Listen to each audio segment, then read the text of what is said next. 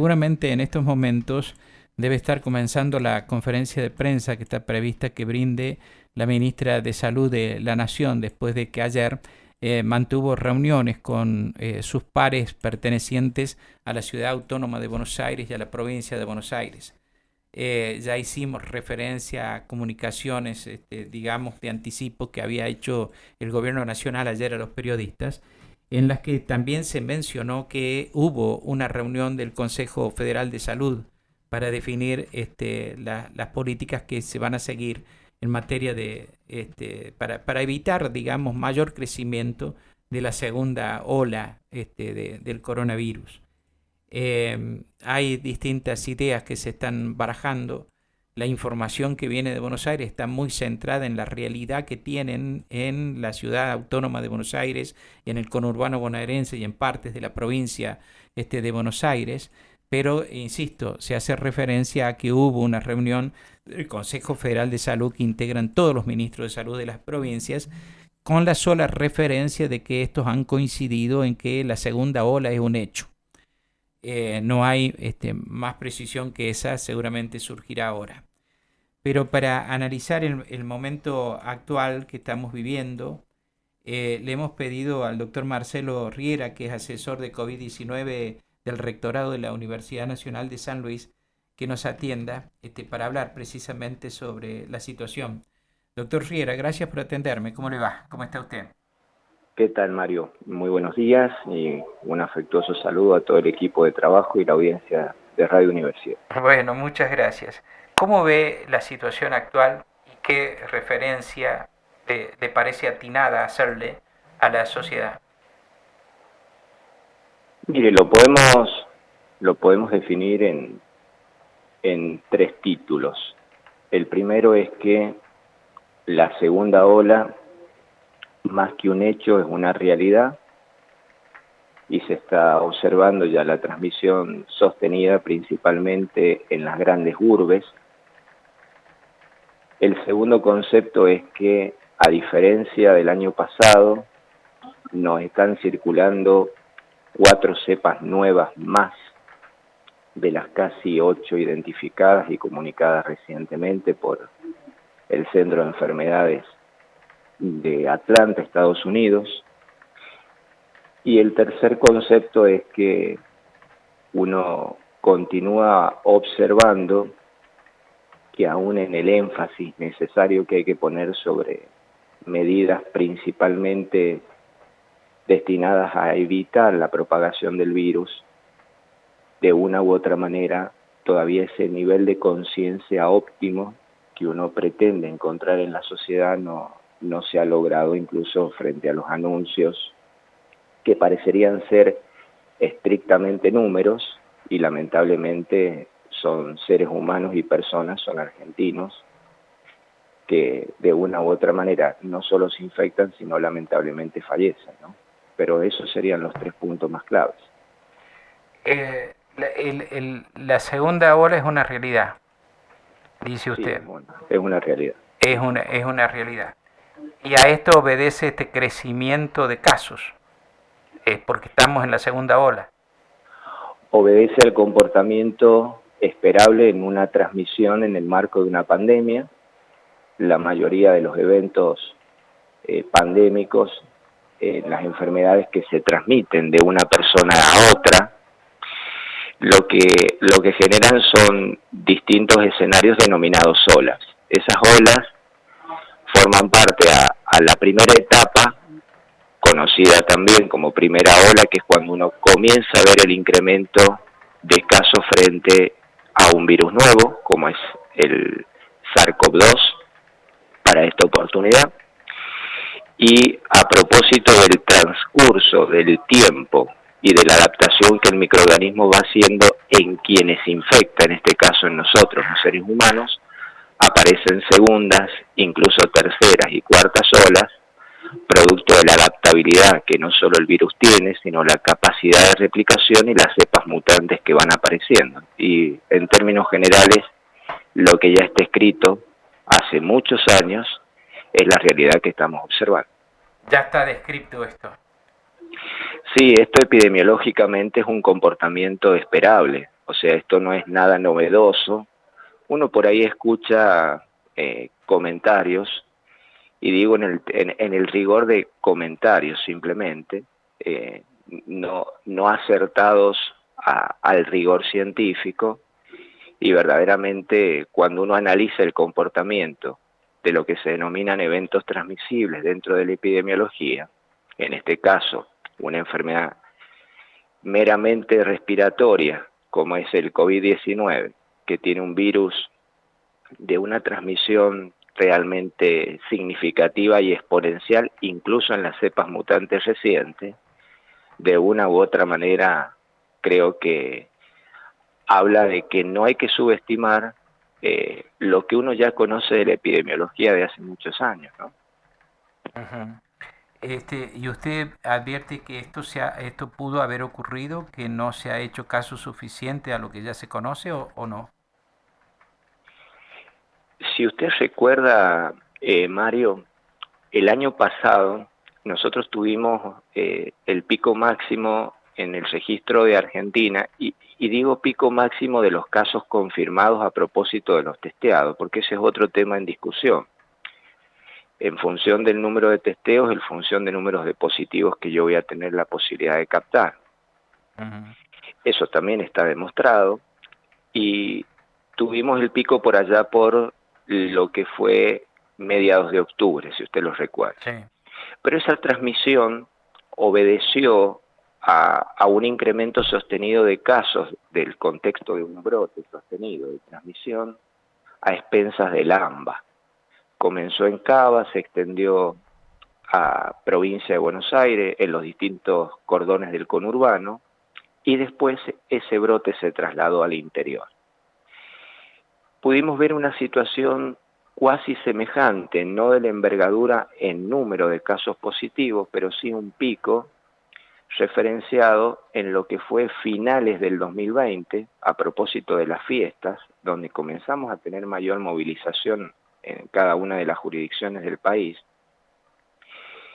y después llegaron las vacaciones. Entonces era esperable que la masificación en torno al movimiento, y por otro lado el hecho de tener una transmisión sostenida que en ningún momento decayó, era esperable que cuando comenzara a haber una pequeña variante en el factor climático, asociado a un descenso de temperatura más en horas de la noche, con un incremento leve en la humedad, este virus se adapta bastante bien a eso y le favorece mucho, por lo menos los estudios virológicos dicen eso, y tiene una capacidad de replicación interesante. Y de una u otra manera era esperable que esto iba a ocurrir. Ujú. Creo que todavía tenemos que analizar qué va a pasar en 14 días a expensa de lo que han sido los 4 días de esta Semana Santa que acabamos de transitar, ¿no? Doctor, y esta situación que estamos viviendo, ¿era esperable aún cuando ya tendrían que estar haciendo efecto las vacunas que se han dado? Es interesante analizarlo desde ese punto, Mario, de lo vacunal, pero quiero remontarme un hecho un poco más atrás, no tanto en el tiempo, en años, sino en semanas. Cuando nosotros comenzamos a ver la segunda ola brasilera y se comenzó a hablar de la cepa Manaus y de la cepa de Río de Janeiro, dos variantes brasileras muy importantes, por cierto, y de muy alta transmisibilidad, principalmente la Manaus, o cepa P1 como se conoce. Ahí yo creo que se tendría que haber sido un poco más estricto en lo que respecta a los viajes al exterior, principalmente con destino Brasil. ¿Por qué? Porque indefectiblemente ahora podemos observar que los casos que tenemos reportados de cepa de las dos brasileras, puntualmente de la variante de Reino Unido y también la variante California, al principio de las detecciones, esto lo reportan las unidades virológicas, correspondían a pacientes que habían viajado a destinos de exterior, y después ahora, en los últimos casos, son puntualmente habitantes de Argentina que no tienen registro de viajes, quiere decir que no hay una salida del país, y que no hay nexo con viajeros. Claro. Entonces, cuando usted pierde el nexo epidemiológico, esto nos pasó el año pasado a propósito del caso cero en la provincia, en la ciudad de San Luis. Cuando usted pierde el nexo, no lo logra encontrar y no tiene que andar dando demasiadas vueltas en las explicaciones ilógicas y tiene que empezar a reconocer que hay circulación comunitaria. Entonces, creo que esto se podría haber evitado cuando ya tuvimos los primeros reportes de lo que indefectiblemente era una cepa nueva que está infectando mucho y por otro lado, por lo menos hasta ahora el análisis de la mortalidad no pareciera ser significativo, pero esto es una cuestión que hay que analizarlo con mayor prudencia en el tiempo. Puede ser que nosotros tengamos esas cepas aquí en San Luis. Lo pregunto por el hecho de que el gobierno no informa sobre estas cuestiones. Y lo que pasa es que para informar hay que buscar. Si usted no busca es muy difícil informar. Creo que hay que hacer los análisis pertinentes.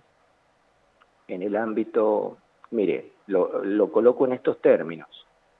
La Universidad Nacional de San Luis es una institución que está preparada y tiene los recursos, los contactos y al mismo tiempo el profesionalismo y la ciencia dispuesta para la comunidad puntana. Creo que desde ese concepto las universidades debieran ser convocadas para prestar ayuda en torno a esta situación que justamente nos atañe en torno a ver circulación específica de cepas, que es algo muy puntual y que de una u otra manera requiere cierta complejidad en el ámbito del laboratorio.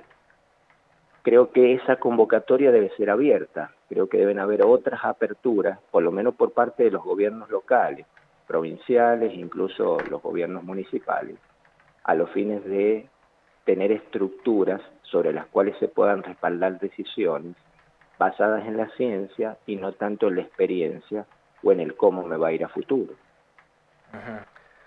Doctor Riera, buen día, Javier Mami le saluda. ¿Puede ser mucho más dura la segunda ola, sobre todo para la provincia de San Luis, teniendo en cuenta también este crecimiento tan grande que hemos tenido en esta última semana de casos? Uno haciendo por lo menos las predicciones en números que lo hacen distintos institutos, habla puntualmente de una transmisión realmente mucho más compleja en torno a lo que va a ser el registro de casos. Si uno analiza las curvas de lo que pasó en Europa versus a lo que nos está comenzando a pasar a ocurrir a nosotros, España puntualmente, a expensas de primera versus segunda ola, duplicó los casos en pico de segunda ola. Y ese es un dato que creo que hay que, por lo menos, revisarlo. No digo que vaya a ser igual en nuestro país y en nuestra provincia, pero nosotros estamos viendo un crecimiento a los números actuales y los números, por lo menos en Argentina, de la última semana, semejante a lo que veíamos, como dije recién, en octubre del año pasado, con la variante que esa circulación ya no es de traslado de grandes urbes como el AMBA hacia el interior, sino que se está dando de manera simultánea en las distintas urbes del país. Claro. Si usted analiza Córdoba, de hecho hablaba con colegas ayer justamente de Tucumán, que es uno de los lugares donde tengo la oportunidad de trabajar, conjuntamente también con Jujuy, Mar del Plata, y verdaderamente la preocupación es muy alta porque estamos viendo una transmisión sostenida semejante a lo que se comenzó a ver el año pasado, conjuntamente con lo que le está pasando al AMBA. O sea, esto ya no es que es una cuestión de Buenos Aires y el resto estamos todos muy bien. No lo miremos de esa manera. Es una cuestión país. En los distintos conglomerados poblacionales, de hecho, si uno analiza los casos a expensas de nuestra provincia, van a ver que los casos están creciendo en la ciudad de San Luis y en Villa Mercedes, si bien son donde se conglomera la mayor población de nuestra provincia, indudablemente es donde hay mayor movimiento, mayor circulación y en las grandes urbes donde se concentran los casos. Y esa es la diferencia que estamos viendo, por eso se acelera este fenómeno de aceleramiento de transmisibilidad y de casos, Y uno ahí lo que teme justamente es los requerimientos de nada más y nada menos que la cama más sensible que uno ve en el sistema sanitario, que es la cama crítica, que es la de terapia intensiva. Doctor, usted recién hizo una referencia sobre la que le quiero pedir si puede precisarlo. Usted hizo una referencia a la relación existente entre la cantidad de testeos realizados y la cantidad de enfermos que tenemos. Dijo, habría que expresar algo, es el concepto que me quedó. ¿Qué nos quería señalar? Y que necesitamos incrementar el número de testeos. Necesitamos testear más, buscar más la enfermedad. La provincia tiene un buen ritmo de testeo, ¿sí? Uno lo analiza a nivel país, no es igual en cada una de las jurisdicciones. Nosotros en San Luis tenemos un buen ritmo de testeo, pero es necesario testear más. ¿Por qué? Porque ¿qué ocurre? Cuando imaginemos, en la mesa ustedes ahora son 2 o 3 los que están sentados. Sí. Supongamos que uno de ustedes es caso. Los 2 restantes, lo voy a hacer a la simulación sobre 3, pasan a ser contactos estrechos. El caso positivo lo aíslan 10 días y ahora el contacto estrecho se aísla al mismo tiempo, 10 días, a expensas de cuando le dio el resultado positivo al que es caso. Entonces, hay 3 personas que están aisladas. Ahora, ¿las 3 tienen COVID? No, la tiene solamente una, que es la que está confirmada. Los otros 2 son casos, son contactos, no casos, contactos estrechos del caso. Y eso, ¿qué es lo que se está observando? Que en muchos la trazabilidad no se lleva a cabo y circulan. Y ahí podrían estar los casos que están circulando y que están siendo al mismo tiempo acelerando el ritmo de transmisión. Y en ese grupo de los estrechos, solo se testea, se les recomienda el testeo, es una recomendación del testeo a los que tienen sintomatología. El que está sintomático queda en aislamiento. De todas maneras, el que está sintomático, ¿qué hace? Como no siente nada, como muchas veces no fue notificado quizás de haber sido el contacto, circula y podría ser transmisor. Y eso es lo que nos está dando un comportamiento, y esto es importante saberlo, de que el grupo etario hacia donde se corre la mayor transmisibilidad es en el grupo de los 20 a los 40, 50 años. Ajá. Ahí es donde está concentrada la transmisión actual. Bien, indudablemente ese grupo es el que más activo está dentro de la población, el que trabaja, el que circula, se mueve, etcétera. Sumado, y esto viene ocurriendo, ayer justamente a expensas de este caso monitoreábamos algunas, por trabajos que hacemos, de monitoreos de algunas escuelas, bien, y veíamos cómo comienzan a aparecer casos ya en las burbujas, que obliga a la inactivación de cada una de ellas, y casos ya con mayor frecuencia en los docentes. Entonces, esto se está observando y se está acelerando, y ahí es donde uno tiene que poner puntualmente el ojo. ¿Por qué, Mario? Porque una medida que no se toma oportunamente no es medida. Ustedes pueden decir, no, pero estamos discutiéndolo y estamos bien, pero la oportunidad usted la pierde epidemiológicamente, después no la vuelve a recuperar, porque empieza a ir detrás de la enfermedad. Entonces hay una gran relatividad en la aseveración de la ministra Bisotti anteayer, cuando en una radio en la ciudad de Buenos Aires dijo que los contagios no vienen ni en las escuelas ni en los lugares de trabajo, porque se adoptan las medidas de los protocolos, se practican más que en otros lugares. Es relativo. Es relativo, pero en el fondo lo que yo creo que Carla, quien conozco y verdaderamente una persona muy bien formada, lo que ha tratado de poner el ojo es principalmente en donde sí se sabe que se está dando la transmisión más sostenida, que es en el grupo de las reuniones sociales. Ajá. Ahí sí está centrado y a expensas de ahí se mueve hacia los escenarios institucionales, llamemos escuelas, llamemos ámbitos laborales, de trabajo, etcétera. ¿Por qué? Porque indudablemente en una escuela, si uno se para y ve el protocolo, verdaderamente el control es muy óptimo.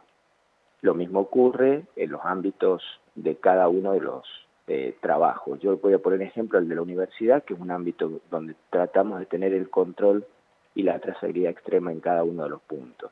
No obstante ello, la mayoría de los casos cuando aparecen las instituciones no son contagios intrainstitucionales. Pero no hay que relativizar la potencialidad frente al número de casos que estamos viendo que esto pueda llegar a ocurrir y trasladarse a lo institucional. ¿Se entiende? Es decir, que alguien venga, alguien que está en la universidad donde se respetan los protocolos, venga y traiga la enfermedad. Eso es lo que me está diciendo. Correcto, así es. Eso es lo que hay que tener cuidado. Eso es lo que hay que tener cuidado en este tiempo donde nosotros seguimos con una apertura cuasi normal, ¿bien? Donde no hay restricción alguna, ni para la circulación, salvo en horarios nocturnos que está muy reducido, pero en el resto estamos en una normalidad con una circulación realmente alta en torno a lo que es la patología, ¿no? ¿Cómo analizan los médicos la situación del comportamiento de los pacientes? Y en este caso no de los pacientes, sino de las personas que eventualmente puedan enfermarse, cuando no se respetan las recomendaciones médicas de cuidado. ¿Por qué cree usted que está ocurriendo esto? Que es una queja más o menos generalizada.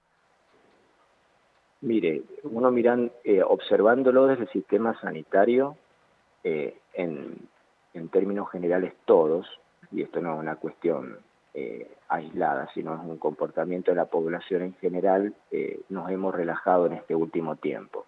Creo que la temperatura, el verano, lo que le pasó a Europa en el verano, lo tratamos de copiar nosotros y ver un poco el comportamiento que ellos venían teniendo. Y el problema es que uno cuando mira el comportamiento estacional, y eso facilita de una u otra manera, sumado a las distintas aperturas de actividades, y donde uno no veía un incremento de casos, por lo menos en el tiempo, pero sí uno observaba que los casos se mantenían, aparece naturalmente la medida del relajamiento, sumado, y acá debo decirlo también, que hay discursos, lamentablemente, en el ámbito científico y académico, de gente que ha tratado de instalar la no existencia de este virus, que este virus no es una pandemia o es una falsa pandemia, y por otro lado tenemos los grupos antivacunas que los venimos padeciendo, lamentablemente, desde hace muchos años, y eso también cayó en desmedro en torno a la vacunación, principalmente para esta patología, sumado a hechos políticos que lamentablemente son repudiables en todo aspecto, lo que ocurrió con el vacunatorio VIP, pero fuera de eso creo que lo que hay que soslayar es la implicancia que la vacunación tiene, por un lado, y por otro lado la implicancia que las medidas tienen. Y se lo resumo en 3 términos. Hay un trabajo recientemente publicado que dice que si usted toma 3 medidas, baja prácticamente a menos del 10% la posibilidad de transmisión, incluso en ambientes confinados, quiere decir cerrados. Barbijo, no tapaboca, barbijo. Segundo, ventilación, y tercero, distancia. Si usted tiene esas 3 cosas, ya baja drásticamente.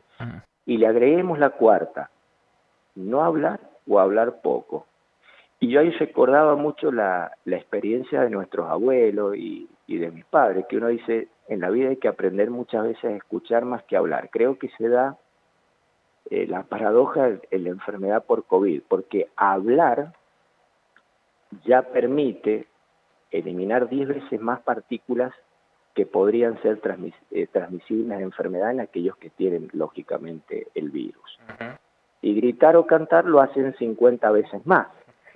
Entonces, si uno se queda callado, tiene el tapaboca o habla poco, vamos a hablar, pongámoslo en estos términos, mantiene distancia y ventila el lugar, creo que tenemos ambientes controlados y mucho más seguros para reducir la transmisión. Las reuniones deben ser breves, en otras palabras. Y sí, porque si uno está, cuando uno supera, Mario, prácticamente los 40 minutos, en términos de tiempo, se ha visto que la transmisión es altísimamente sostenida. Por eso el contacto estrecho habla de 15, pero yo lo voy a poner en lo que incluso se ha demostrado. En reuniones de 4 horas, que cualquier reunión social menos de ese término no dura, prácticamente a expensas de un positivo y reunidos 5 personas, enfermaría la totalidad. Si no hay distancia, si no hay barbijo, si no hay ventilación y 4 horas de reunión, el grupo completo termina enfermo. Doctor, muchas gracias por las explicaciones, ¿eh? Disculpe el tiempo que le tomé.